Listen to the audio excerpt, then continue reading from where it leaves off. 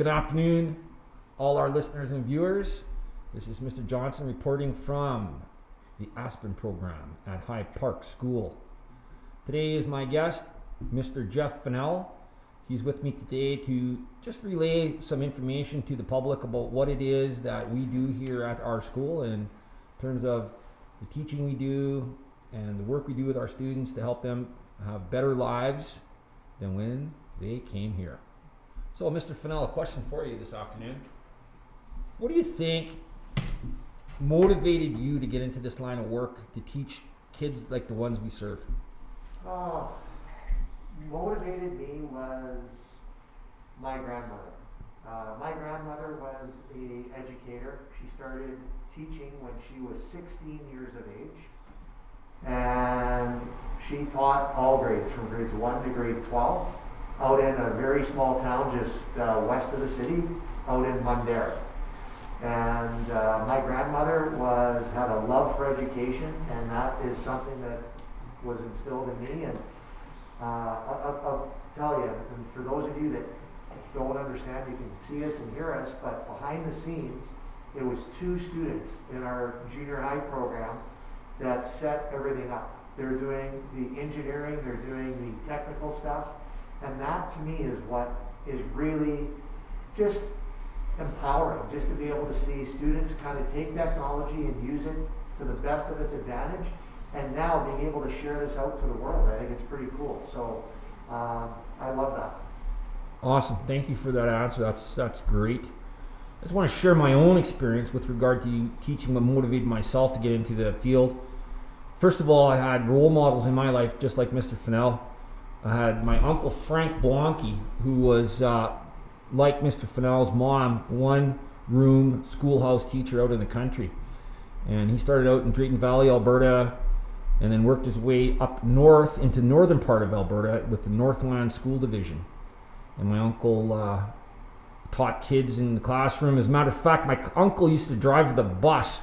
So he'd pick the kids up from their homes, drive them to school, teach them, coach them, and then drive them home at the end of the day. So he was one of those guys who was kind of a pioneer up in that area with the kids that he served up there teaching.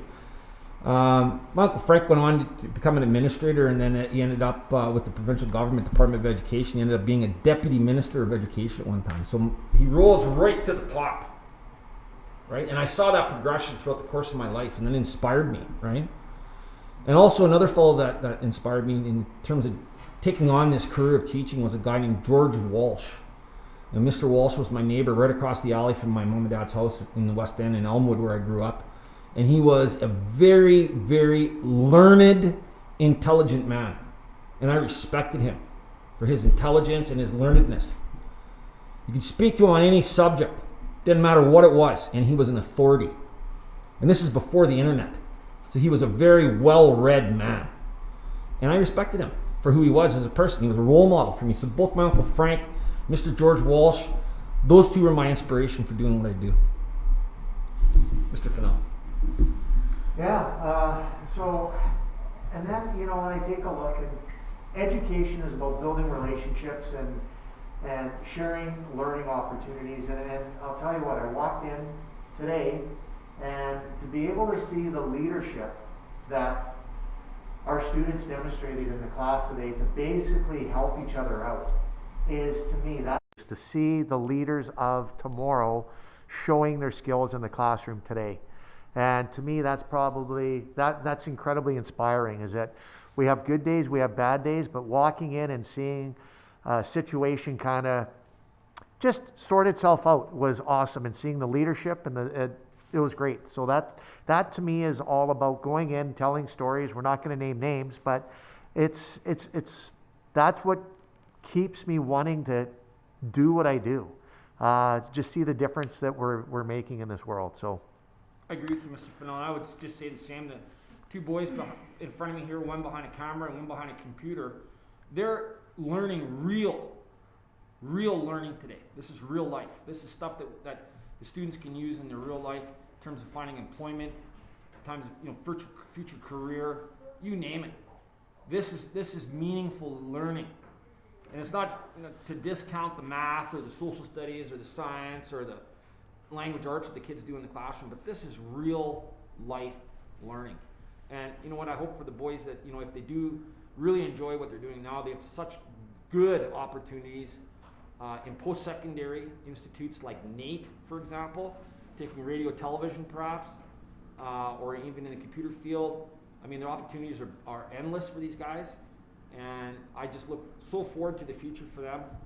And nothing would make me happier to see these guys healthy, employed, in good relationships, living a great life. I mean, that would make me so happy to see that happen for them. Yeah, and I'd like to add as well too is that, and speaking to the two young men that are responsible for this taking place, watching them work through and do some problem solving and work together as a team. Those are skills that lots of employers are looking for, that sometimes they're intangible. You can't really put a price on that, but I'll tell you what, that's exactly what it was. They worked together, they problem solved.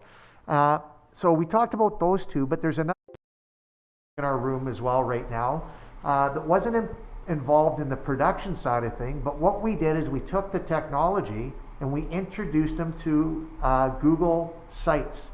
And he is in the process right now of going in and creating a website for the AT podcast.